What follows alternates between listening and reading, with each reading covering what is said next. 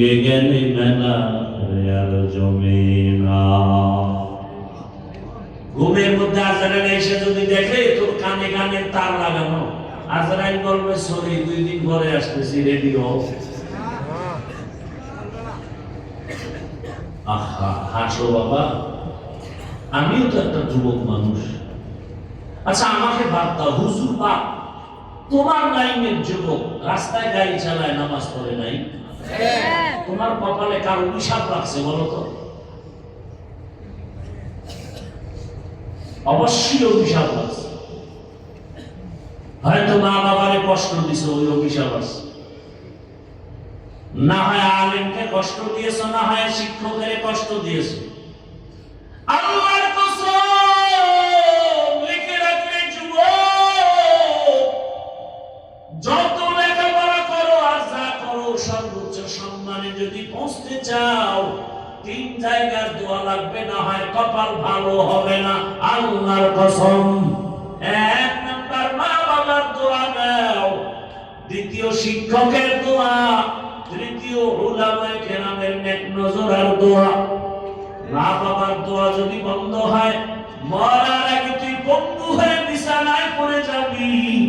শিক্ষকের দোয়া যদি বন্ধ হয়, লেখাপড়ার জগৎ থেকে হারিয়ে যাবি, সম্মান আর আসবে না, কেউ তোমাকে চিনবে না। উলামায়ে কেরামের দোয়ার দরজা বন্ধ হয়ে গেলে আর চরিত্র সংশোধনের পথ আসবে না। অতএব মা বাবার দোয়া, শিক্ষকের দোয়া, উলামায়ে কেরামের দোয়া নিয়ে জীবনটাকে সুন্দর করো। মনটাকে একটা কথাই বুঝাও যে আমার লাইনের যুবক রাস্তায় গাড়ি চালায়, র্যাব, আর্মি, পুলিশ, বিডিআরের চাকরি করে, কত ব্যবসায়ী ব্যবসা করে, এক বেলার নামাজ ছাড়ে না। আমি কেন পারি না? আমার কপাল কেন খারাপ? আমার উপরে বুঝি আল্লাহ বেজার। এখন থেকে তওবা করে নাও, মনে মনে আল্লাহকে বলো, হে মালিক তুমি জানো আমি কত বড় গুনাহগার, আমার মা বাবা ভাই বোন কেউ জানে না।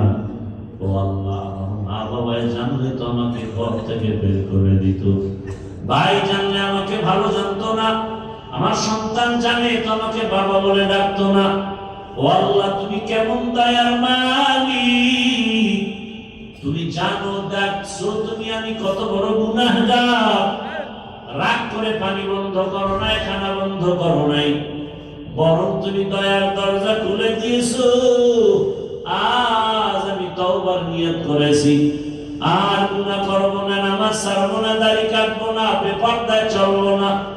মা বাবার দোয়া, শিক্ষকের দোয়া, উলামায়ে কেরামের দোয়া নিয়া নবীজির আদর্শ মেনে চলবো।